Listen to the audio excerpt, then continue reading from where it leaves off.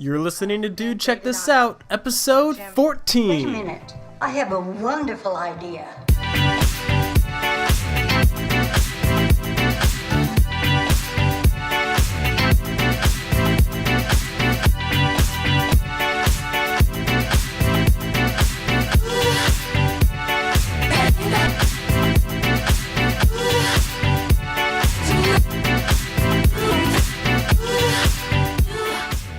Hey everybody, it's time for Dude Check This Out. Yeah, it's time. It's time. It's me, Noah. And me, How's Kevin. it going? Hey, it's Kevin over there. I'm way over here. On the other side of the yes. Yeah, well. Well, maybe, I mean, I'm sure there's a little bit of it. We'll work but it. yeah, we'll work it in post. Yeah, so this is Dude Check This Out. It's a podcast where me and Kevin talk about all sorts of different media stuff, movies, games, comics, this episode, what have you, because there's a lot of stuff out there and we want to check it out. Yeah, we're just two dudes. Yeah, There's two so dudes much stuff. checking stuff out. Yep. Yeah, it's been, well, we had like 3 episodes go up in like the past 3 weeks, which is a nice like really busy. little slalom of content with the guest episode. Yeah, with Johnny Boy. Yeah, but you've been out having adventures since then. Yeah, the past 2 weeks. Mr. Traveler Yeah, over here. I've been in Korea with a friend of mine named Evan, and it's been awesome. We went to Pyeongchang, then we went to Seoul. We saw 2 hockey games. Nice. The men's finals, Big Air, and then we like tooled around Seoul for a whole week. Didn't get to see any curling. No, That's what I always unfortunately- think of when I think of Winter Olympics. And curling was huge because Really? the Koreans women's curling team, I think, got either silver or gold, Wow. and no one expected them to do that well. And so, like, everywhere was like, yeah, curling, oh, the best, we love curling. But it was interesting. The hockey games, I got to see the U.S. versus Czechoslovakia or whatever. That was cool. really neat. And then we saw Canada versus Sweden.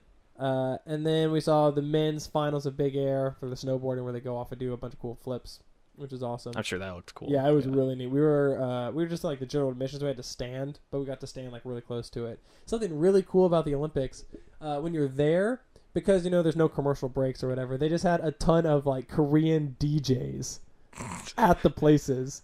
So during timeouts or between jumps or whatever, they'd be like, give it up for a DJ, like, I forgot their names, but like, KBD, like, it's DJ KBD! And they go like, yeah, like, let's go! And they had, Everyone gets really excited. Oh, yeah, and they had like a mascot who was this like white tiger with like this big head, this like cute white tiger guy.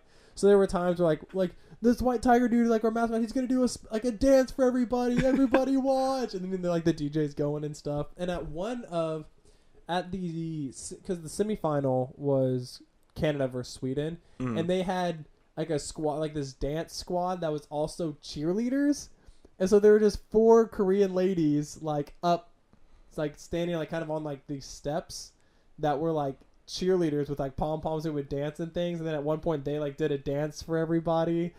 It was not what I expected. It was pretty cool. That sounds rad. Yeah, that sounds really cool. Yeah, and then there was a bunch when we went to Seoul. We like hung out in Seoul for a week. And I already told you about it, but one of the coolest things was we stayed in Hongdae, which is like a university area. It's like really close to university where all the youngins and the cool people hang out. And there was a one street where they have like spaces for street performers, and like dance teams would go out there and dance to K-pop, and they were pretty good. And we went out there probably like 3 or 4 different nights throughout it, just like walking around getting dinner or whatever, because that's right where we stayed. And they were out there every night just going ham with big crowds and people dancing. It was awesome. Wow. That sounds like really entertaining culture to be a part of. Yeah, and it made me be like, if I lived in Korea, I would definitely like try to learn how to dance and go out there and dance. It looked super fun. Yeah, do anything fun over the past 2 weeks? A lot of working, a lot of volunteer camera stuff. Mm-hmm. I did some pretty interesting games that have come out recently. Like I'm trying to play through Kingdom Hearts Birth by Sleep before the announcement that hopefully 3 is coming later this year. Probably not. It. I don't believe it. But I'm also trying to get that done before April 20th 420, because that's when I have to trade the PS4 to my girlfriend Jordan because God of War comes out and she called dibs. Fair enough. And I played maybe like the first hour of Birth by Sleep, and then a little game called Into the Breach came out. Yeah, I've seen stuff about that. It came out about like a week ago.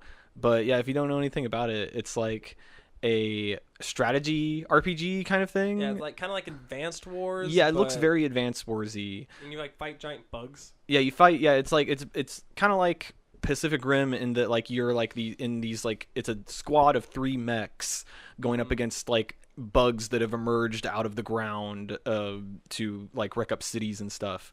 You haven't checked it out yet. I highly recommend it. Yeah. It's probably my favorite thing I've played this year. Okay, cool.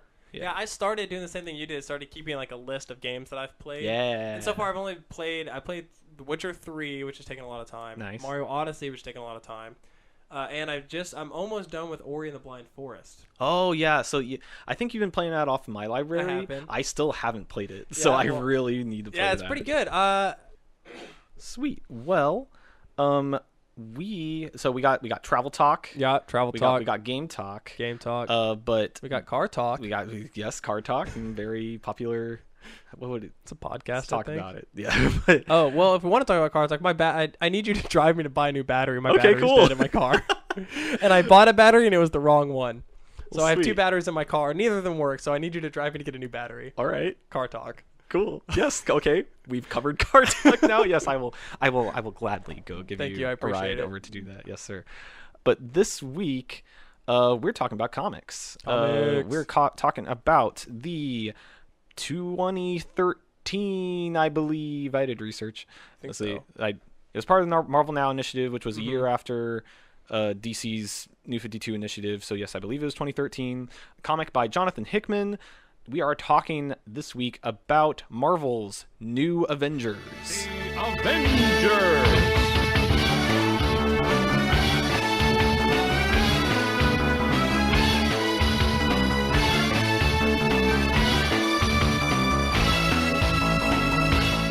Yeah.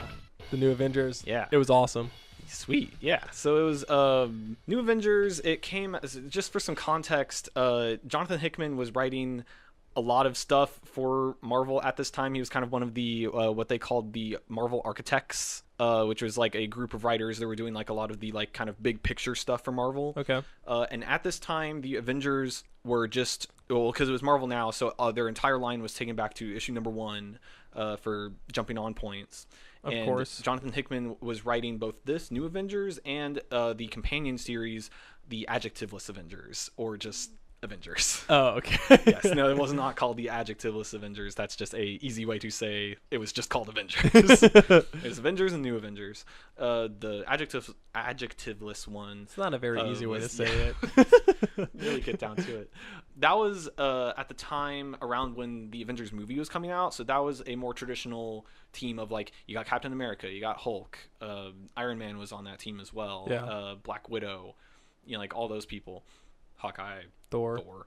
And that book was about like cosmic adventure stuff. Okay. He made it very cosmic, and he introduced a lot of like you got like Ex Nihilo, which I will get to in a little bit. Big gold guy, but yeah, he was doing that, and then he was also doing this series, New Avengers, which was a team that was comprised of the like smartest / most politically powerful members of the Marvel universe, and this one also gets really cosmic and weird. It does. It does. Yeah, and then he pinned a series called Infinity. That was like a big line-wide crossover that these are very heavily tied into.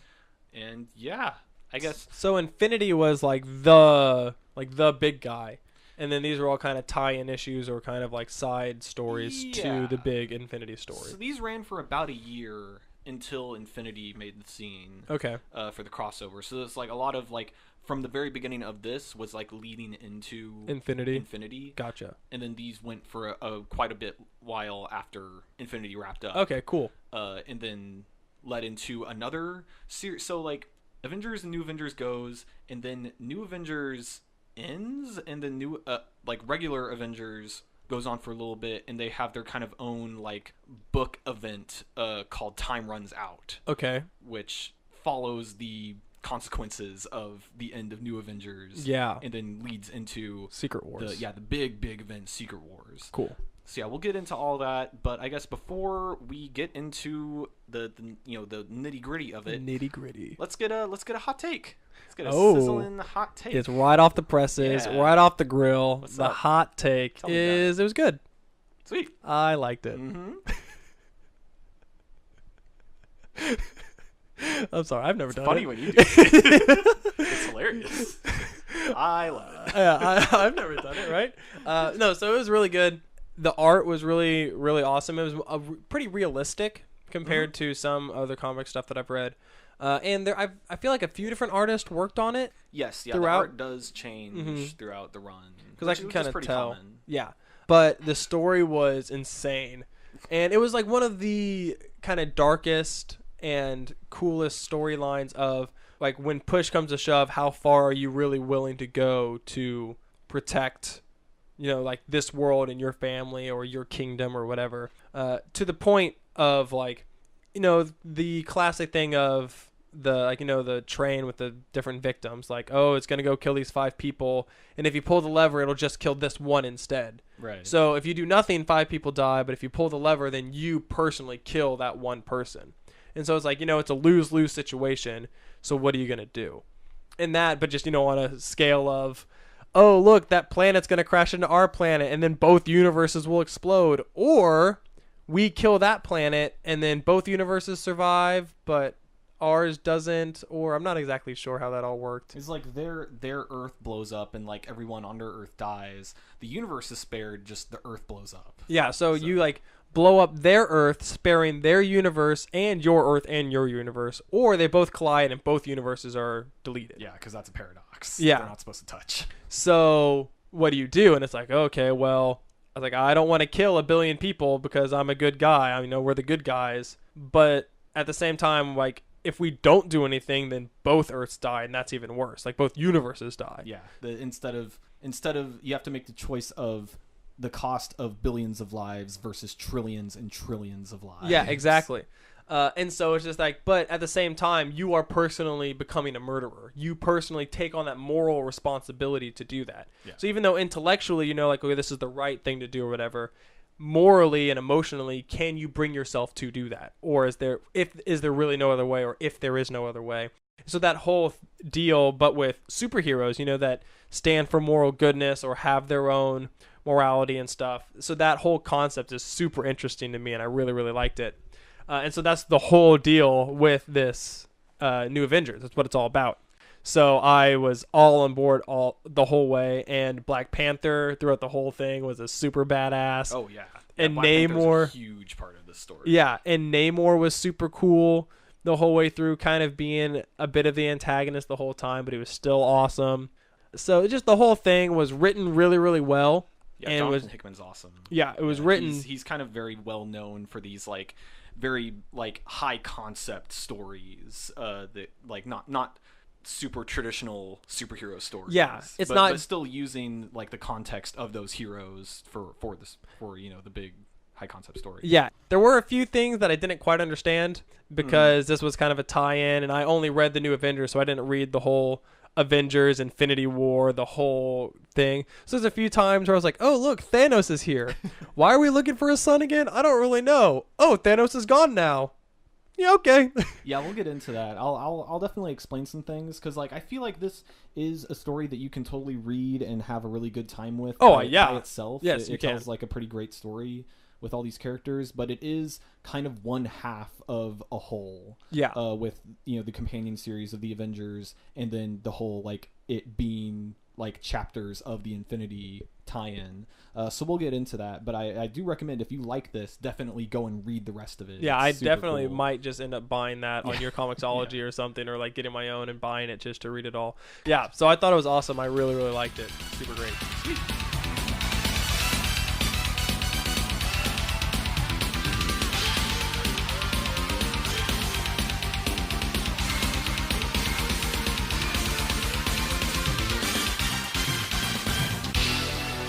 So we're gonna go over the synopsis here, or we're just gonna we're gonna go through this kind of book by book of like the volumes. Cool.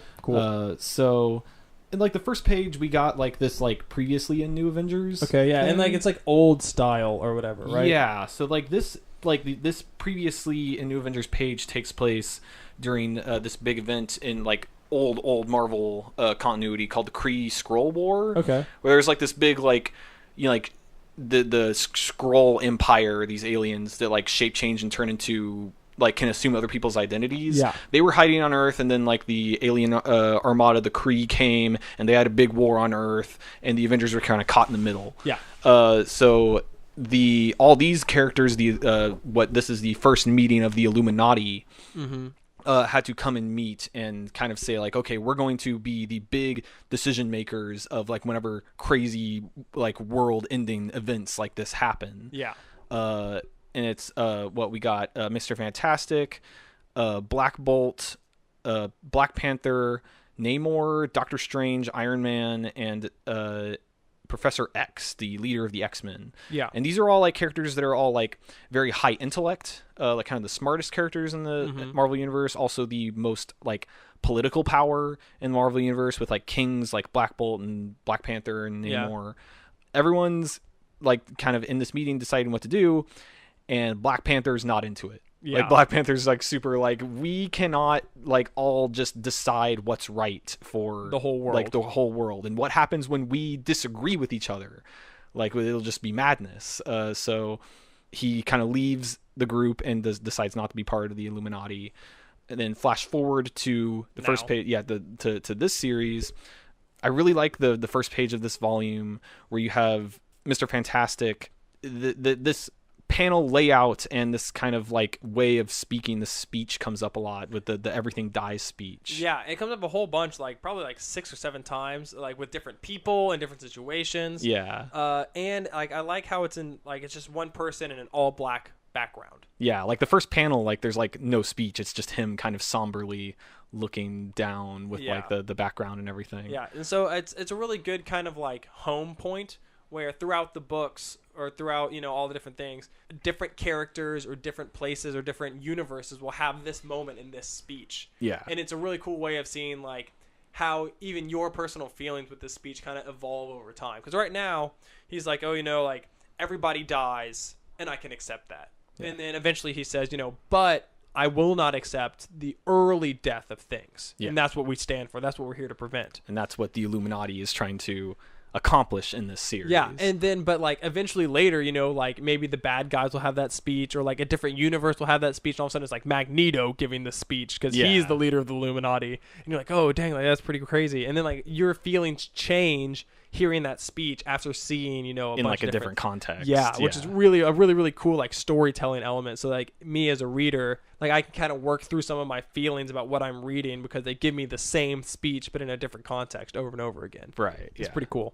So I guess one of the big first events that happens in the book is T'Challa comes across what's going to be coming up a lot is the incursions. Yeah. So an incursion is when, and Reed goes on to explain this, that the Earth, the whole multiverse has kind of gone off on a chain reaction where something happened and all the whole multiverse is kind of in a huge circle, and the 616 is somewhere in there, and the universe of each multiverse, Earth kind of hangs at its axis. Of course. So all these Earths in the multiverse are kind of swinging around and crashing into each other.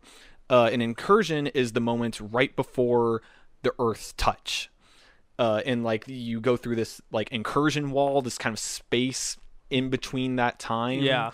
Where you see the multiverse Earth, the alternate Earth hanging above you, and you have 8 hours to do something about it.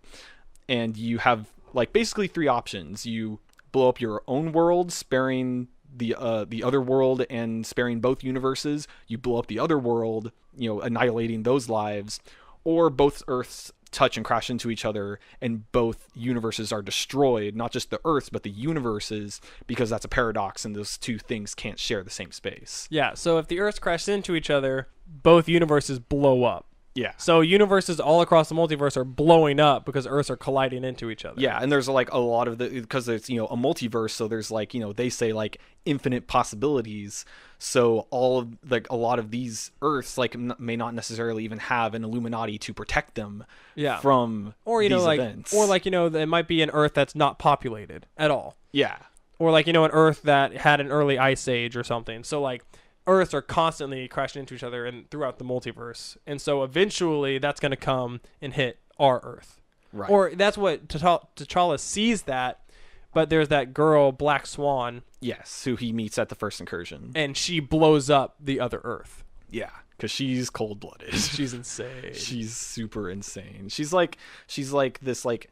You see her Jonathan Hickman likes to use this character a lot. Like he uses in a lot of his like creator-owned books of this like pale white character with like white or black hair that like seems very sinister but has mysterious motives. He does that a lot. And I think what's really interesting is Black Swan throughout the whole book, all the series, it's always talking about in grays, right? Like what's the right thing to do. There's no distinct right or wrong kind of deal, right? That like, oh, if we blow up that world, then we kill a billion people, we kill billions of people on that Earth, but we save that universe and our universe. But if we don't, then both universes die, so that's terrible. We can't do that. Yeah, and it's also kind of a religion to her, this whole incursion event, because it's she believes that it is all in praise of this like god named Rabamalal. Yeah. So like every time an incursion happens, she's always like, "Oh, praise be to Rabamalal." And the wheel. And the wheel is unrelenting. Yeah. So what I think is really interesting is she sees in black and white, right? She sees everything as black and white. That to blow it up is good. Death's gonna come. Like, why are you worrying about it? Just do it. There's not that whole morality gray area doesn't exist for her. Right. And she is colored in black and white. She she looks super pale compared to everybody else. Where everyone else has color, and like even standing in places like with color, she looks like totally black and white, which is a really interesting kind of storytelling concept of, hey, this lady only sees in black and white. She does not have any morals at all, or what moral she has, she's like totally destroyed for this weird religion of hers that she has.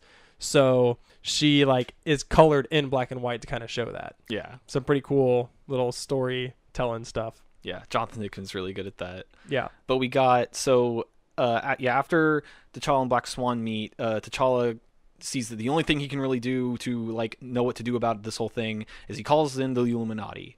And this version of the Illuminati is pretty much everyone from the previous, like makeup of the Illuminati, except we replaced Professor X with Captain America. Yep. That does not work out so well because they're all deciding to, we need to decide what to do about these incursion events. And Cap just straight up is like, well, I'm not okay with, having to destroy these other worlds. We have to find out a different way because we're better than that. Yeah. And everyone's like, well, we might not have an option there, Cap. And he's like, well, I'm not having it any other way. So then they're like, well, we'll get around to that. Anyways, we need to figure out what to do about this incursion. So each member of the Illuminati is entrusted an Infinity Gem. Yeah. I think that was probably a thing that was decided in the previous form of the Illuminati. So each member has an Infinity Gem, and they decide the best way to tackle this is to form the Infinity Gauntlet, which has the power to over all reality. Yeah, basically gives you the power of a god. Yeah. If you wield it. Oh yeah, and also before they use the Infinity Gauntlet, well, because they need to find all the gems, right? And yes, so Professor X had a gem, but he's dead. Yeah. So they go and find a new replacement for him, which is Beast. Yeah, Professor X entrusted the Mind Gem, I believe it is, to Beast. Yeah. So they recruit Beast into the Illuminati because he's also super smart. Yeah, because he's also like a high level intellect. And with the Infinity Gauntlet, they go to the incursion and decide that Captain America has the strongest will out of all of them. Mm-hmm. So he's probably the best option to use the Infinity Gauntlet. Yeah, he won't let the power go to his head or whatever. Yeah. So he uses it in an attempt to push the other Earth away. Yeah. From their Earth. Won't damage it or anything, it'll be fine. So he uses the Infinity Gauntlet to push it away, and the power goes crazy, and the Infinity Gems just blow up. The gauntlet blows up. All the gems are shattered except for the Time Gem, which just says disappears, which gets caught up within a later event. Okay. We won't really get into that there, but that's just a little setting up for that. Yeah. everyone's pissed. Namor like slugs Cap. Yeah, he's so mad. He's so mad because he more or less like through his arrogance or because of whatever, he broke their only tool to prevent it from happening. Yeah, so they made it out of this incursion. Like, he pushed their Earth away, and everything's fine. Everything, both universes went back to their factory settings.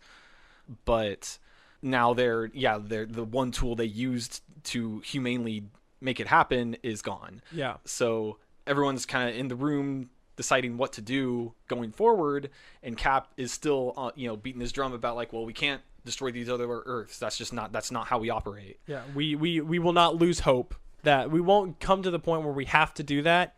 I will hold out hope that there's another way, and no one here can convince me otherwise. Yeah, and they decide they are not going to fly with that. So Tony tells Doctor Strange to do it, and by do it, he means cast a mind-wiping spell on Cap. Yep. So Cap's out. He doesn't remember anything about the Illuminati. And I will say something really cool, that every time they're like talking at the Illuminati table, right? They're always like around, and it's like the Illuminati meet. We're at the super secret table or whatever. It's always like a pure black background. Yeah. It's just them and no background, just blackness, which is the kind of like very ominous foreshadowing of like nothing good happens here. And there's not a single thing at this table where good stuff happens. Like, only terrible decisions are made here. That have to be made. Mm-hmm. Like, these are decisions that have to be made, that are made here in like this super ominous black background the whole time. So I thought that was like a super cool little deal, like a little note kind of that they did. Tone, kind of mood. Yeah. For the whole thing. Yeah. And because like it's obviously it's not like there isn't it's not like they're just in this like dark void space. They're just in a dark room. This is what I assume. Yeah. But like that choice of just like it's pure black background. I think most of it happens at the Necropolis, which is like where Black Panther kind of sets up, like doing his Black Panther stuff in Wakanda. Yeah, because he's like the spirit king or the king of the dead. So that's like where most of their like secret meetings happen. Yeah. But cool. Then Cap's out. And they decide, like, well, let's start, building some of these bombs just in case. Like, we're gonna try and figure out something else, but like, just as a last resort, we have these bombs. Because they get the bombs from, they find the trigger that Black Swan used. Yes. And with that, they kind of reverse engineer a bomb to blow up a planet. And the whole time, like, she's doing this, Black Swan is like trapped in a room. Oh yeah, they have her locked up. And she's like, trying to talk to them. Basement. Yeah. And she's like, hey, like, this stuff's going to happen. Like, there's nothing you can do about it. Praise be to the wheel and whatever my God's name is. And they're like, you're crazy, lady. And she's like, no, you guys are crazy. Like, you got to blow it up. Yeah. If you don't blow it up. It's literally the only way. The only way, quit, thinking other stuff. Just blow it up and get it over with. There's no room for morals here. You have to be men. And blow it up. Blow it up. Make the decision. And she's crazy. And so, with all that, we go to the next incursion event, which is on alternate Earth, where like it's in New York, and where the Statue of Liberty is, there's a statue of Magneto. Yeah. Which is kind of crazy. They don't really even go into like why that is. And then they look up in the sky and, oh, hey, Galactus is here. Like on this other Earth, Galactus is about to devour it. And they run into another new character, Terax the Enlightened. Yeah, and he looks rad. Yeah, this guy, he's big purple guy. He's got big pointy shoulders and a giant axe. Kind of Thanos-ish looking, but I don't think he's part of the Titan race. But yeah, he's got a huge axe. And he is this universe's Herald of Galactus. Yeah, kind of like the Silver Surfer was. Yeah, kind of like searching out potential planets for Galactus to devour. They have a scuffle, and they end up knocking him out, capturing him, and then they're like, well, I guess this kind of planet kind of figures itself out. So they take Terex, go back to the 616 universe, and put him in the basement next to a Black Swan. Yeah, but before the incursion event ends, Galactus devours that Earth. So hey, everything's fine. Yeah. So that's 2 incursions. One where Black Swan blew it up, and one where Galactus kind of ate it. So it's okay. Yeah. Oh, and then the one where Cap pushed it away. Oh yeah, with the gauntlet. Yeah. So 3 incursions so far. Then we get like a little like background story on like Black Swan. She came from a different Earth where like she had this gateway into a space between the multiverse. Yeah. Where like her universe was destroyed, and then she was recruited into like the Order of the Black Swans, which praise Rabbah Malal and stuff like that. Yeah. They are afraid of this group called the Black Priests, which are like these crazy sorcerer guys from an alternate Earth that can just like destroy stuff with a word. And they're really good at just like going whenever an incursion happens to them, they just go and blow it up. Okay, see you later. Yeah, like they have no qualms with blowing stuff up. Yeah, because now they let Black Swan out. Yeah, they're starting to trust Black Swan a little more. Yeah, and because she also knows stuff about the incursions. Yeah, they need her information. Yeah. Yeah, so they let Black Swan out, and now we have the next incursion event that's about to happen, and hey, it's in Latveria. Yeah, Doctor Doom. So that's the homeland of Doctor Doom, where he rules. They go there, and it's an incursion, but it's different. Instead of the sky being red, it's blue. Oh yeah, and Black Swan like freaks out. Yeah, like she's like, this is an affront to my god. This is not Rabamalal. It's whatever. It's a Sidera Maris. Which is not a normal incursion event. This is a group called the Map Makers. Yeah. And this is like an army of robots that like, because they're like the hunting squad. Yeah. So they go to Earths and like completely raise it for its resources and fuel, like basically like leave the Earth as a husk, and then they wait for an incursion. Yeah, wait for an incursion. They go to the next world, raise that world, and blow up the previous world, and a chunk of that world lands on the one in the incursion and marks it for the rest of the map makers. Yeah. But this is great because this happens in Latveria. Where Doctor Doom is. And I love Doctor Doom. Great grandstanding from Doctor Doom in this issue. Yeah, Doctor Doom is just the man. Yeah. If you don't love Doctor Doom, you should start loving Doctor Doom because he's just the best. I just want to go over this one page where like he's covered in map makers, and he's just like, you dare? Of all the places in the world, you chose to accost Doom in his own home? You dare? And then just a big splash page of him going, fools! And he just blows everybody up. Oh, it's so good. He's the best. Yeah. I freaking love Doom. Men know better. Gods know better. Yeah. Oh. And it makes it just, I know this doesn't really apply to everything else, but it's just funny that like when he says like gods know better than to mess with Doom, eventually Doctor Doom becomes God. Yeah, in Secret Wars he like legit becomes God Doom. Yeah, so like this leads up to Secret Wars. So like Doom in here would be like, gods know better, like you don't mess with me. He's like, okay, well that's it. People are messing on my turf. You know what? I'm just gonna make everything my turf. I will become God. So Doom's a badass. I love Doom. Heck yeah. He's the coolest. But then yeah, the Doom kind of like throws all those guys off. That Black Swan shows them to the world where the map makers came from and show them that it's just a husk. Yep. So they go, well, there's not really anything here. So they plant the bomb, go back to 616, and T'Challa decides, for it to be on him, that he's going to blow up this world. Yep. Blows it up. Doesn't feel great, but there was no one on it. Yeah. And it had to be done. They took care of it with the help of Doctor Doom. They take out all the map makers that came to their world. Yep. Everything's fine. Yeah.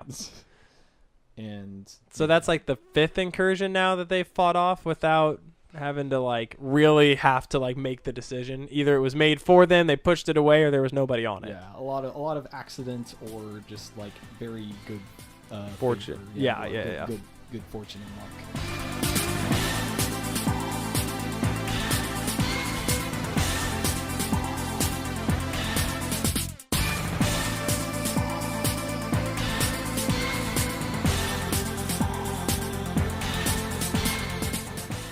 So that's the first volume.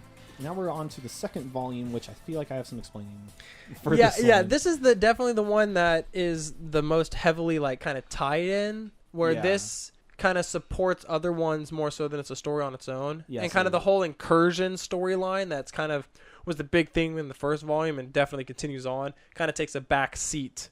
Yeah. It is more of just like the looming threat compared to Thanos and all the stuff that he's doing. Yeah, because this happens in the crossover event Infinity, and this is very much like this and Avengers were like kind of treated as the next chapters in like the way that story was being told. Okay.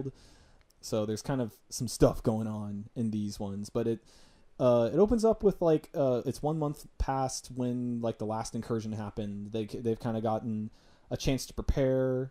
There's some unfortunateness with a kind of warring between Wakanda and Atlantis. Yeah, which they don't really mention until this book. Yeah, because that happened. The thing that kind of set all that off happened in Avengers versus X-Men. Because Namor was one of the like 5 characters that got possessed by the Phoenix Force. Yeah, and they were after the X-Men, specifically one X-Men, whatever her name Hope. is. Yeah, Hope. Who was supposed to be like, like the next heir of the Phoenix Force. They were trying to hunt her down, and they hid her in Wakanda. So Namor knew that, and then was just like, well, I have the Phoenix Force. I'm just going to flood Wakanda and like completely destroy it to get to these X-Men. So T'Challa is not happy about that. Super pissed. Yeah. So they've been kind of like in this like kind of stalemate, like warring kind of Cold status. War-esque. Yeah, where they keep like sending troops at each other. People die, and it's unfortunate. Yeah. Kind of trading blows with forces. And Namor comes to T'Challa and is like, hey, like there's other stuff happening. Maybe we should come to a peace. Yeah. And at this time, Black Panther is not actually the king of Wakanda. His sister Shuri is the queen. Yeah. And she's also a like Black Panther. Mm-hmm. And Shuri does not want to. Yeah, she's like blood demands. Blood demands blood. We got to go in there and kill him. We got to show the world that Wakanda is not to be messed with. Oh, also at this time, Black Bolt's brother Maximus. Yeah. Joins the team. He's an Inhuman that's like a very high level intellect. He's like the smartest Inhuman guy, inventor dude. He's kind of like Tony Stark-esque kind of guy. Yeah, I really like that he makes a machine that's like a portal to like a quiet zone. Yeah, so where Black Bolt can talk. Yeah, because it's like it takes out all but one pitch or something like that, whatever he says. Yeah, because usually Black Bolt like he can't talk because his voice like shatters mountains. Yeah, so that's powerful. his thing. Yeah, it's his Inhuman power. Yeah, so there's the whole like Wakanda deal with him and Namor being like, Namor's like, hey, we should stop fighting. Tell your queen that we need to chill. We need to make a truce. This isn't good for anybody. And Black Panther's like, yeah, I'll see what I can do, but no promises. We're still probably gonna like murder you. And he's like, you can't murder me. He's like, yes, I can. Blah blah blah, whatever. And then they do. And then like Shuri just is straight up like, yeah, no, we're going to war, and like sends an entire troop to like basically destroy Atlantis. Yeah. Which Namor super pissed about that. And then at that time. So this is where a lot of the Infinity stuff comes in. So at this time, the Avengers went off-world to fight the Builders, which was like this big robot faction of like, they say they created the universe and now they decided that we don't really like the way this universe is going, so we're going to destroy everything and start a new one. Yeah. So, and like in the New Avengers, the universe is like the axis is at Earth, so they're making a beeline for Earth, and all these other cosmic factions of the Marvel universe are teaming up, and they're like, hey, we need the Avengers to kind of lead this charge against the Builders. So that happens, and then Thanos goes, oh, the Earth doesn't have Avengers? Well, I'm going there. So he takes him and his Black Order. Yeah, his like group of baddies. Yeah, his group of baddies, which are all super cool. Yeah, I do like them all. Yeah, we got like Supergiant, Corvus Glaive, Proxima Midnight, who's super awesome. All these members of this Black Order, the Cull Obsidian, and he's going there to find the Time Stone, because he felt or knew or whatever that all the stones got destroyed, but not the Time Stone. It disappeared. Yes. So he's like, where's that? And he wants to find his son. Yeah. So that's another thing is like Thanos has raised many worlds, laid with many women and stuff. So he has, but then like once he does that, he like destroys the society, so that like another like him can't rise up to take like his place. And apparently he missed it on Earth. Like he a long time ago like came to Earth, had laid with an Inhuman, and then Avengers were able to protect it. So there's what is called the Thanos seed. Which is this child amongst the Inhumans that has his genes. So he's trying to find him. So he sends out his generals to go to all the different Illuminati people, or all the different like kingdoms or places, and like trying to find the last gem. Yeah, go to all like the big important places, destroy everything, find the Illuminati, get them to tell you where the last gem is, and also get them to tell me where my son is. Yeah, and especially at that time, he sends all of his Black Order to like all these different kingdoms and cities to try and find the gems, and he goes to Black Bolt to like demand that he basically like Black Bolt, you know, is the king, so he knows where The son is. where the son is, or like where his son might possibly be.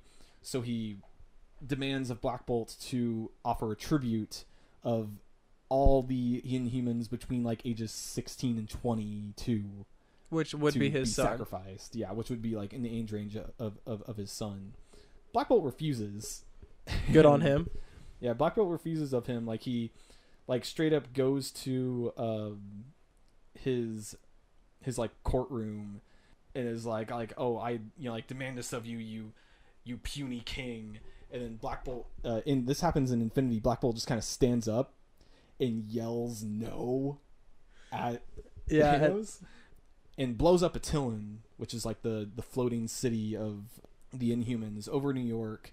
And when he blows it up, before that, Maximus had actually made a machine that contained the Terrigen mists. Okay. And Terrigen is the like compound that the Inhumans use to awaken the awaken Inhuman the powers gene. in the Inhumans, because they start off as like basically like normal humans, then they're exposed to Terrigen and they get their powers. Yeah, they go into a little cocoon and get their powers. Yeah. So then he built a machine that when the Attilan was destroyed, it released the Terrigen mists all over the world. So this kind of kickstarted the whole like there being a lot more Inhumans in the Marvel universe than there used to be thing. Yeah. And so that blows up and Thanos gets all mad. Black Bolt kind of like everyone thinks Black Bolt's dead, but he's really not. Oh, okay. So see, I didn't know that. All of a sudden, I was like, "Oh, Black Bolt has to heal. Their king's super weak," and I was like, "What the heck? Why is Black Bolt like that?" Oh, okay, so that makes sense. Because he blew up in the Attilan, but he's fine. Yeah, it was also really cool while Thanos is sending out all of his little minion dudes that Atlantis is already totally destroyed because of what the Wakandans did, and so the Wakandans, Wakanda defeats the first general, right? That comes to fight him, which is super badass. That they like I think shame that was Black Dwarf. He's like a big buff dude. Yeah, and Wakanda beats him and the Thanos' army. He beats him, which is awesome. Yeah. But then he Namor says, "Hey, I know where the time stone is. It's in Wakanda." Yeah. He lies, but yeah. To send all of Thanos' armies to go blow up Wakanda. Yeah. Because she reports back to Thanos and says, "Hey, I found it. This dude who was super puny and weak, and like he said it's in Wakanda, so we should go there." And so that was like a huge. When that happened, I was like, "Oh no!" Like that's because he was like super grief stricken and like actually bent the knee to this woman, which I never thought Namor would do. But he was doing it just to get revenge for Atlantis on Wakanda. He had his own schemes. Yeah, it's pretty crazy. And then, also during all this time, there's an incursion that the New Avengers had to go deal with, and it was with a alternate universe where their builders had already succeeded in like taking everyone out. Yeah, and like was like raising the world. And they were just kind of like having this meeting with the Illuminati, which was weird. But they were basically telling them like we're here to like we're not going to blow up your world. We're going to blow up our world, and like that's a decision that you have to make, like to keep this whole thing going. Wait, what? It was like the kind of what like they were just trying to make them see their side of it. Mm-hmm. I think like obviously they're not going to do that. Yeah. And like that, so those builders already blew up. Yeah, they're like that universe's version of the Builders won. Yeah, like their kind of Infinity event and blew up their Earth. Or they were about to. Yeah, so the 616 was spared because they blew up their own. Okay, so that makes because they also explained who those they just like look it's the Builders, we don't trust these guys, and I was also like I don't know who these guys are, but yeah I don't trust them, they're the worst. Yeah, it's because most of that was in the Avengers book. So now everything's starting to make a lot more sense. Yeah. Okay, cool. Oh, and then so we get to like this like kind of epilogue to the Infinity event, and in that it's shown that like Thanos has been like encased in this amber thing. Yeah. So what's up with that is that his son Thane, his inhuman powers awoke. And his power is that he can do that. He can just like encase people in this like amber, and it's called like a state of living death. So yeah, Thanos found him, but it was too late because his powers already woke up. Oh, and so he trapped him. Yeah, trapped him. So then the Illuminati stored him and Proxima Midnight and Clovis Glaive in their basement. Yeah, because they Black Panther or with Black Swan. Yeah, because they Terrax. like more or less destroy Wakanda. Yeah, they pretty much they break through, pretty much destroy Wakanda, and then I guess at the very end, Thane shows up and defeats Thanos. Yeah.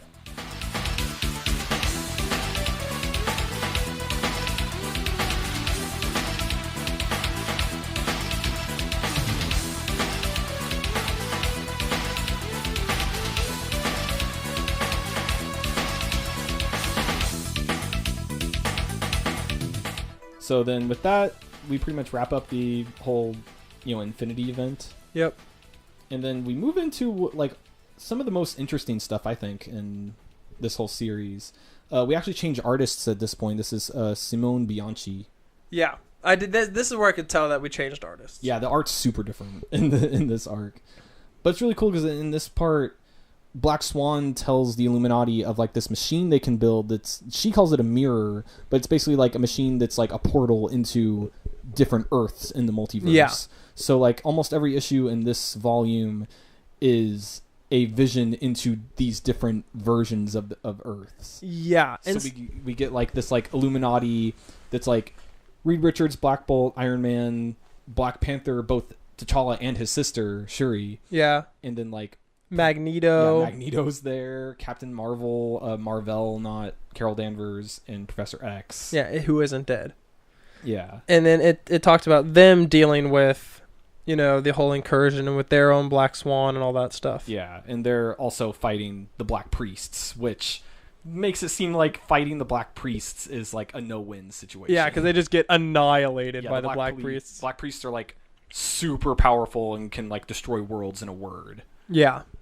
So, and this is where they really start doing the whole thing with the whole everything dies speech. Yeah, every issue in this volume like almost starts with that. Yeah, and then it shows like because he says he's saying it to the Illuminati, and then like the next issue, the Illuminati is like someone totally different. Captain Britain's there, Emma Frost is there, Doctor Doom is there. Yeah, Doctor Doom's there. Yeah, both of them. Black Panther's also there. And in this one, they fight the map makers. And I guess like really the like big thing that happens with this incursion is at the very end, like Reed takes a bullet for Doctor Doom. Like they like shoot lasers at Doctor Doom, is going to kill him, and then Mr. Fantastic like jumps in front of it and dies. And then 616 Reed sees that and is just like blowing his mind. It's just like, I can't imagine a world where I'd ever do that, but apparently that exists out there somewhere. Where he would like take a bullet for Doom. Yeah. And then Doom gets really mad, but Doom also like just gets annihilated and dies. Yeah, that's another kind of no-win situation of their world getting destroyed. Yeah, but also I'm pretty sure in this one, don't they also show like it starts going with Doctor Strange going to sell his soul for power. Yes, yeah. So he's in possession of an artifact called the Blood Bible, and he uses that to enter the Sinner's Market, where he goes to some people in the Sinner's Market, offering to like sell his soul to gain like the powers of gods. Yeah. And they ask like, well, how much of your soul do you want to sell for this power? And he says all of it. It's pretty dope. Which you can definitely tell how far Doctor Strange is willing to go. Yeah. For this whole cause. Yeah, for the Earth and everything. And also just how much he values his soul. Yeah. Or just like how far he is willing to like take his magic. Yep. Which is a pretty big theme with Doctor Strange. Yeah, it's how far is he really willing to go. Yeah. Yeah, but right in the next issue, don't they tell him like you don't even have a full soul left? Yeah, like he tries to do to like sell his soul, and then they're just like straight up like, well, your soul has already been so tainted with all the horrible things you have done in your line of work that your soul is not worth this power. Yeah. So I'm pretty sure he still sells whatever soul he has left to gain immense power, but it's not like the ultimate god power that he wanted. Yeah, he gets some, but it's not as much as he'd want, as much as he needs to kind of to do what he needs to accomplish. Yeah. And then then they start spying on the Great Society, which is one of the coolest things in this entire series, I think. Oh, yeah, but you're talking about, like, the society with, like, the sun dude. Yeah, so the Great Society is really cool because it's basically, like, Jonathan Hickman doing, like, a Marvel version of The Justice League. Like, all these characters are analogs for the Justice League. Yeah, there's Superman, there's the Flash lady, there's, like, the Batman type guy who's, like, we first meet him planting a bunch of flowers, and he's like, hey, we did everything we could, we did the right thing. He's like, yeah, but people still died, so we didn't do it enough. I'm like, okay, Batman, like, you need to relax. Yeah. Also, his name's Wayne, which is, like, pretty on the nose. Oh, yeah. I guess I didn't really put that together. I just thought it's like, oh, it's like, this guy's obviously Batman, and then I guess you're right. There's also, like, a guy that looks just like Dr. Fate. Yeah, the Norn. Yeah, he's, like, basically Dr. Fate. Yeah, and that because he even has, like, the same staff and a big helmet, and yeah, it gets pretty on the nose. And then the sun god Superman gives the everybody dies speech. Yeah, and his is everything lives. Yeah. Which is basically like him having a Captain America-like statement of like, we are going to do everything we can possibly do to get out of these incursion events and make sure no one dies. Yeah, and is willing to be kind of like we are the Illuminati, but we're the good guy Illuminati, not the bad guy Illuminati. Yeah. And during this time, the 616 Illuminati is like seeing how they are dealing with their incursions, and they like evade one by like the Norn uses like an art. It looks like a black priest helmet to summon potential future versions of himself as sacrifices to have power to push the planet away. Yeah, so he's like sacrificing his own future to have the power to push the planet away. Yeah. Or actually, no, he destroys it in this one because he's fighting map makers. So they fought the map makers, they destroyed. Yeah. They're like, oh yeah, that planet's a husk, so we can blow it up. Yeah. So he uses that power to destroy that world by like giving life sacrifices of his future selves. Yeah, because with infinite universes, he can make infinite decisions which create infinite selves of himself throughout the multiverse or whatever. Yeah. So he's like saying like, I will, this decision path or whatever, I will sacrifice that potential energy that I could make those decisions, so I will never make those decisions. And so he's like very slowly like limiting his future of like what he could take in his future by sacrificing those possibilities to blow up the planet or whatever, which is a pretty cool concept. Yeah. Yeah, so we see them kind of have that confrontation, and then we see like T'Challa and Namor like watching that happen, and then they kind of have like a moment of brevity. Yeah. Or brevity, where they're like sharing some like Atlantean wine and like kind of sharing their experience over this whole thing. And like T'Challa doesn't know that Namor was the one that blew up Wakanda. Blew up Wakanda yet. So they're kind of they have like this kind of moment of like brotherhood. Because they're like, we're both lost kings, right? I'm the king of nothing. You're no longer the king of your nation that's now in rubble. We're pushed to the edge, and we don't even have time to care about that, because if we have this bigger issue like at hand that we have to deal with these incursions. Yeah. And so they're kind of at that point where they're like almost at hopelessness. And Namor's more or less like, hey, like, we just got to destroy these things, and that's it. That's the only option we have left, and I'm willing to accept that, and I know that it's corrupted me and made me evil, but for the good of my people, I'm willing to do that. And T'Challa's kind of like, yeah, I see where you're coming from now. I know what you mean. And then I think T'Challa makes the joke like, I think we're really going to make it out okay. And then they both just start laughing. Yeah. So, just having a good time. And then they see in the future where they go and fight. Yeah. In 2 hours, they go and fight the Great Society. Yeah.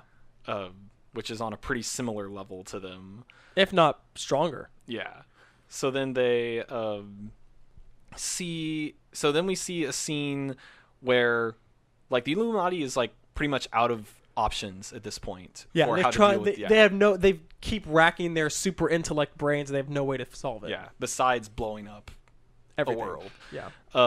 So T'Challa goes to his council of past Black Panthers and just like asking them like what would you have me do? Like I know like the choice I need to make, but my morality Won't let me. And then they're all just like, well, you're a king. You have to make the decision for the people, and you need to make the decision to protect your people.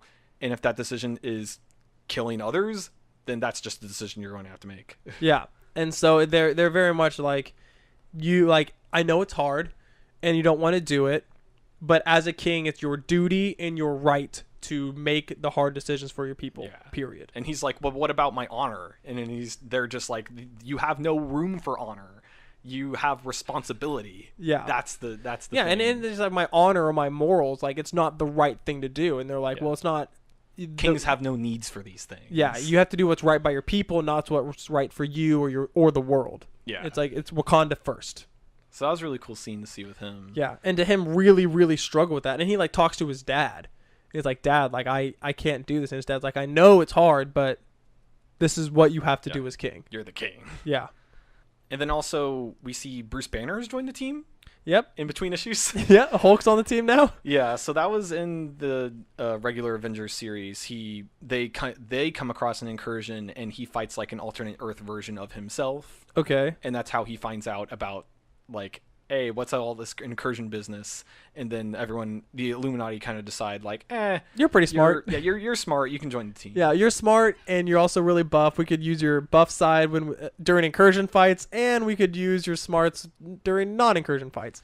And he also has this like belt now that like helps him keep kind of control over the whole. Yeah, he can like Hulk out at will. Yeah, Basically. and not like lose total mental control either. Yeah. Which, like, why didn't they make that for him earlier? That seems like a pretty useful tool he could use, like, all the time. Yeah, but then what's the Hulk comic about if he can just control his Hulk all the time? Yeah, that's true. So I guess that's why. Alfred Hitchcock would say it'd be boring if they called the cops. Yeah, exactly. So, So yeah, but it was pretty cool that he's like, yeah, I have this thing now, and then they go and they fight the Great Society. The Great Society, yeah, because the Great Society show up and they're like, hey, cool, more heroes. What's the plan? What are we gonna do? And they're like, well, we're out of options. Like, so are we. It's like, okay, well, now that we're out of options, what's the option we have to do? And our heroes are like, well, we have bombs. Like, you have what? Yeah, they're like, we blow up the other worlds. And he's like, we're not. And the Great Society's like, we're not doing that. That's not an option. Yeah. So we have to figure out something else the next 2 hours. And our heroes are like, yeah, we should. Let's definitely do that. Yeah. 100%. But if we'll figure something out. Last resort. Who's it gonna be? Yeah. And then Bruce Wayne, Batman, goes, all right, I'm not having this. They're gonna blow up our planet and just start duking it out. Well, like, he's like kind of like making this like grandstanding of like so like they're saying that like, if we don't come to a decision, we're dead. So like what's going on here? What's the decision? And then Namor just chucks his trident at him and stabs him, and then Namor's just like, okay, I was honestly tired of all this, like this was getting us nowhere, so we're gonna fight. Yeah, because Namor's like, this isn't gonna happen. There's no other solution. So either we're gonna die or you're gonna die, and I'm gonna take the first sucker punch if I can. Yeah. Because Namor's insane. And so then they fight. And it's really I love the matchups that go on in this, because we got like yeah, because like all of a sudden then like the sun dude starts like freaking out. yeah, he shoots like his awesome heat vision, but like the matchups are mostly like Iron Man versus Boundless, which is their Flash, Doctor Strange versus the Norn, which is their Dr. Fate, Black Panther versus the Rider, their Batman, Namor versus the Jovian. Yeah, which is their Martian Manhunter. Yeah, Martian Manhunter. Hulk versus Sun God, which is an awesome duke out. Yeah. And Black Bolt versus Dr. Spectrum, who they send Dr. like they're all fighting on the Great Society's Earth, and they send Dr. Spectrum to the 616, which is their Flash. Yeah, to like go get their bomb. Yeah. So they can't blow it up. Yeah. And Black Bolt's like in hot pursuit of Dr. Spectrum, or Dr. Spectrum's their Green Lantern. Yeah. And so, yeah, they're having all their fighting, and then I think my favorite, one of my favorite moments is like the chips are kind of down, like Iron Man's getting his like armor ripped apart by the Flash. Yep. Sun God like takes out the Hulk. Yep. Which is really impressive. Yeah. And then the Norn and Doctor Strange are having their fight. And one of my favorite moments is when Doctor Strange just like rips the helmet off of the Norn, and you see all of his artifacts go flying, and Doctor Strange is just like, what kind of sorcerer are you, relying on these tools, these toys? I am the Sorcerer Supreme. And I have the knowledge to tap into this power. Yeah, because the Norm doesn't have any actual power. He just has a bunch of artifacts. Yeah, that's where he drives all this magic from. And so Doctor Strange then taps into the power that he sold his soul for, and he's like, all right, like, I'm done with this. You can't actually hold a candle to me. No one here could actually hold a candle to me. Opens his like third crazy eye and goes just nuts. Yeah, like releases like, it's like essentially like a like eldritch god level, like tentacles going everywhere and murdering everyone. Yeah, and he like the Sun God and stuff try to fight it, but they just can't. Yeah, like a lot of them like explode into like purple fire like skeletons. Yeah. And then the Sun God is like a husk. Yeah. And is just like writhing on the ground, and then they are all just like, well, I guess we're done. Yeah. And, well, because Doctor Strange goes crazy. He goes insane. Yeah. Oh yeah, and like Tony power. like repulsor blasts him to like knock him out. Yeah, and so the whole team is like, okay, well, that's not good, and so they knock him out, like break him off from his power, and so then they won. They beat the bad guys, the good guys, whatever, the other squad, and then they're sitting there like, okay, well, are we gonna do it? Like, okay, we did it. We have the bomb on their planet. All we got to do is push the button. Can we destroy a planet full of good people? They come to the point, right? Yeah. They like had good fortune, whatever, and then they get to the point where they're like, okay, like we have to do it now. Who's gonna do it? And they're just kind of all standing around like, Yeah, and then like the Superman starts being like, you don't have to do this. Like, please, like, don't do this. And they're like, no, we have to. Like, there's no other choice. yeah. And so T'Challa steps up and he's like, I'll do it. I'll do it for I have to for my people. And then he gets it, and all of his kings like, yeah, go to that, like a little like spirit cheerleading squad behind him, like, yeah, you can do it, T'Challa. And then he can't. Yeah, he cannot bring himself to do it. He can't bring himself to murder millions of people in cold blood. And so he starts crying, and all of his dad disowns him. Yeah, they all disown him. They're like, you're no longer, like, you are no longer a Black Panther. You're no longer a king. No longer my son. Yeah. And so, but he can't bring himself to become a murderer. Yeah. And then like Killer of worlds. Yeah, and Doctor Strange, they're like, Doctor Strange, do you want to do it? And he's like, I sold my soul for that power, and then you took it away. Yeah. Like, don't talk to me. Yeah, don't talk to me. Don't look at me like I don't want to. Like, Tony and Reed are like, well, we built these things. We don't want to be the one to pull the trigger. We already like went through all the moral trauma of making these things. Yeah, and Beast won't do it either. And so they're all like, I guess, they're all at a loss. And then Namor pretty much just goes like, all right, fine, and then blows it up, and everyone's like, you can't do that. And he's like, yes, what did we build those bombs for? Like, that's what we built them for. Of course we're gonna blow it up. Like, quit being a bunch of pansies. Yeah. Also, I made the decision a king would make. Yeah. And then Black Panther gets pissed. Yeah. Because he's like, I made the decision not to, and then you made my decision moot. Like, how dare you make that decision away from me? Yeah, like, how dare you make that decision for me? Like, no one makes decisions for me. And Namor's like, you were a wuss. Like, it's your fault. Like, you were a wuss. And they have like a big duke out, and like everyone's trying to like rip them apart or like separate them, and then Namor lets it slip that like, oh yeah, I'm the one that sent the Black Order to destroy Wakanda. Yeah, it was me. And so then he's like, what are you talking about? And he's like, I do it again. Like, you destroyed Atlantis, so I destroyed your kingdom. Like, yeah. I did that, and I do it again because you're the worst. And then Black Panther like almost kills him. Yeah, he's just like, I'll kill you. And then they tell like Namor, just get out of here. Just get out of here. Yeah, and that's where they have like, they said it in the Black Panther movie that I watched in Korea. Oh, sweet. Yeah, it was good. good. I've seen it. Okay. Yeah, I have seen it. It's really good. And that this is, I don't know if this is, he says that line in the movie, but he also says it here that like, every breath you take is a mercy from me. Yeah. Yeah. And like Black Panther, I don't remember who he says it to, but he says it in the movie as well. I think he says it to Warmonger or something like that. Yeah, probably yeah. To kill So when he said it in the movie, I was like, I get that. I read that comic. I know. references. Yeah, so I felt pretty cool being like, oh, I know that one. Yeah. Nice. Yeah, I didn't catch that. Yeah, until I think I read this later and went like, oh yeah. But yeah, that's yeah. Yeah. Huh. So it's pretty cool. And then when the next incursion comes, they decide they're like, okay, we can't do it. Yeah. Like we could, like Namor's out. Like Yeah, well, we they basically kicked Namor out. Yeah, we kicked So they're Namor like, out of the well, club. We kicked out the only guy who would make this decision. Yeah, had the guts to So- do it. Like we're done. Yeah, we're just willing to accept our death. So then they all like kind of go on their separate ways, kind of dealing with that grief in different ways. Yep. Hulk cracks open a cold one in the desert. Yeah. Reed Richards goes and sees all of his family. Yeah. Tony Stark is just hammered. Yeah, he's just having all the shots. Yeah, as many as he can. T'Challa goes and sees Storm, his ex-wife of the X-Men. And then like Doctor Strange like has a cup of tea by himself, and he asks one of the saddest moments. He asks Wong like, "Hey Wong, am I a good man?" And Wong's like, "No, you're not. You're a bad guy." Yeah, you make very bad decisions. And then they wait for the incursion. It's happening, and then it doesn't happen.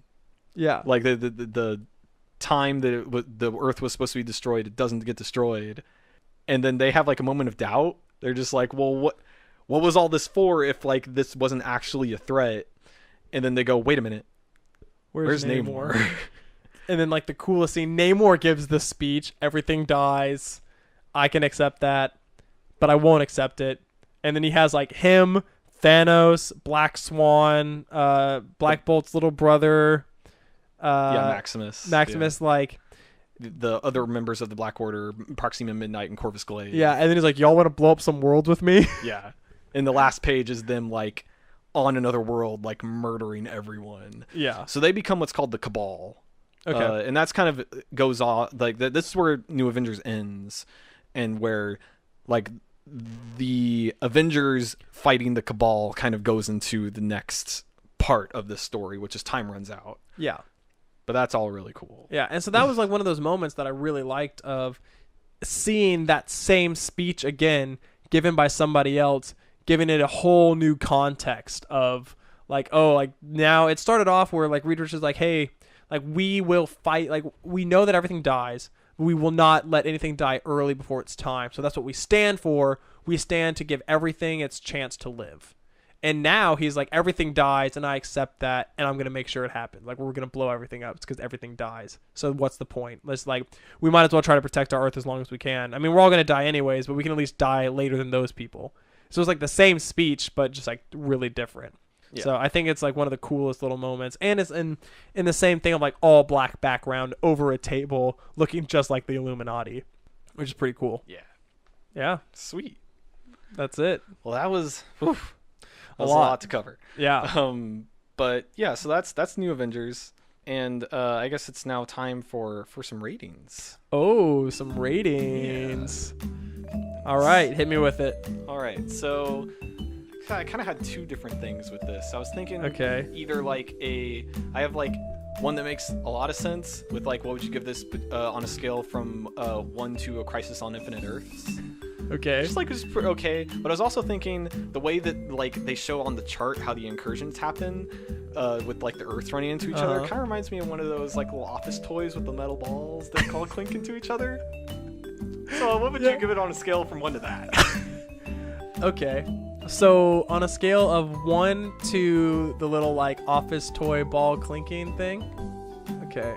I would give it the birds that dip into the water and then come up. Little drinking bird toy. Yep. Yeah. I get one of those. Sweet. I love those things. Like, would that be like Galactus? Devouring worlds. Yeah, the bird is Galactus. See, Galactus shows up in the comics. Yeah. Perfect. Showed up in this one. Yep. Great. Excellent. Well, there we go. Yay. Yeah. Oh, the crowd. Nice. We love you. We love you all. Yeah. All right.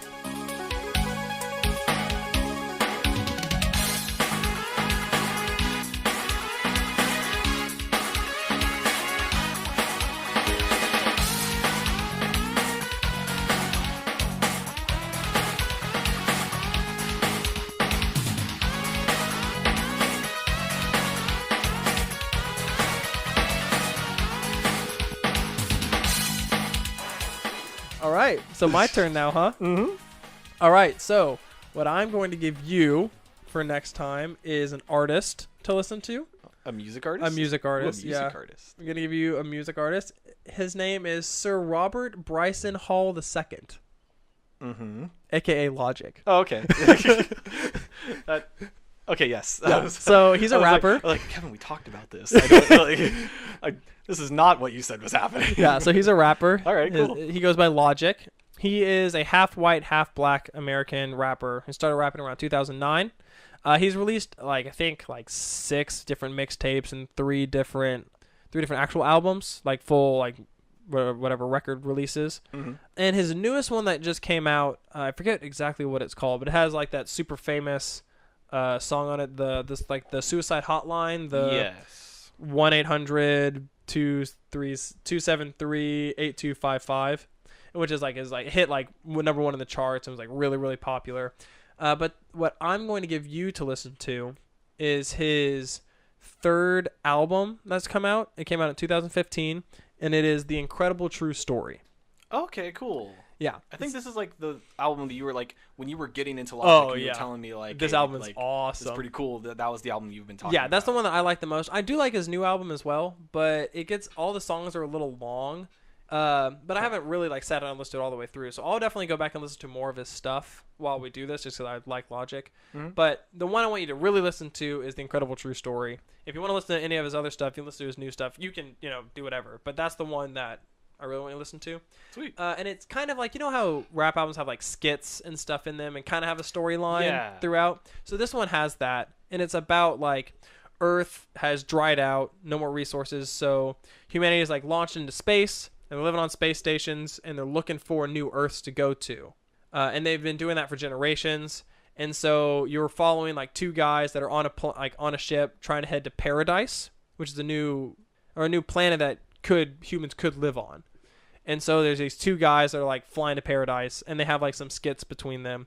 None of that's really important. But as you listen, you're gonna listen. There's gonna be 2 guys talking about oh, the ship's AI, or oh, I was doing this one thing, or oh, what do you think it was like back on Earth when since no one's lived there for so many generations or whatever.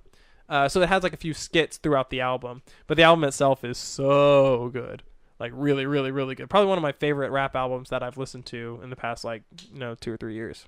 Wow. Okay. Yeah, I don't listen to nearly as much rap as you do, and I don't listen to a lot of more mainstream rappers. I haven't really listened to Kanye or Future or Kendrick Lamar or anything like that. Yeah, whatever. Kendrick Lamar or And so I'm sure there's rap albums that are better than this one, but this one's definitely my style. I really, really like how Logic raps and what he raps about. Cool. So yeah, Logic, The Incredible True Story, and some other stuff. If you get through that and you really like it and want to listen to more, you want to do his newest album or one of his first mixtapes, Young Sinatra, is some of his early stuff I really like too. So yeah, he goes by Young Sinatra, which is Young Sinatra. Yeah, pretty cool. Y-U-N-G. No, Y-O-U-N-G. Oh wow, he can spell. Oh. He's half white. Come on, Noah. Fine. And cool other things. He's friends with some of the Critical Role people. Really? Yeah. Oh, I didn't know that. He plays D&D with Brian W. Wayne Foster, who does stuff and is friends with them. So they wear Logic swag all the time on Critical Role. Oh, cool. Yep. Huh. I did not know. Yeah, he's really close with Ashley Johnson and Brian Wayne Foster. So not all of them, but he knows them, which is pretty cool. Very He's cool. also a nerd. Respect. Sweet. Represent. Cool. All right. Well, I will get on to listening to that. Yeah. And I think we're about at the end here. That's it. Yeah. Thank you everyone for listening. I apologize. This one went a little long. Yeah. A lot of stuff to cover in dim comic books. We're still kind of figuring stuff out. About what? 15 episodes in, however this long is. But yeah, if you got, if you like what we're doing, have any suggestions on how the podcast is happening, let us know. Yeah, send us an email. Yeah, send us an email Tweet at us. dudecheckthis.outpodcast@gmail.com. Yeah. Tweet at us, social media. Yeah, I made it a resolution I was going to tweet at least once a day, and that fell through a day and a half later. Well, you were in freaking Korea. Yeah, so that's true, but I wasn't doing a good job before that. So we'll do better. We're going to do better. Yeah. I'm going to start for it you, over now. the people. For the people. I'm going to try to tweet once a day. Here we go. Here we go. We're going to try. Might not happen. 2018, one time. One time. Anyways. Yeah. Hey, so you're gonna take me to get a new battery on my Oh car? yeah, that's right. Yes, we're doing that. Yes. Excellent. Yes, we're doing that.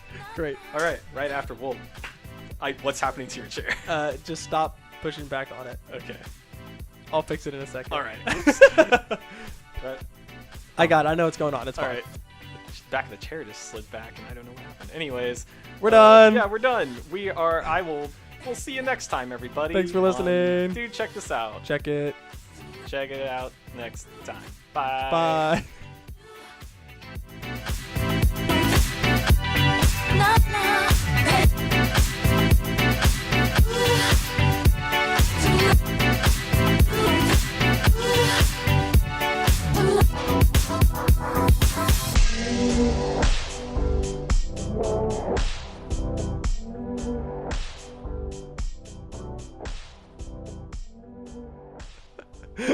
Nailed it.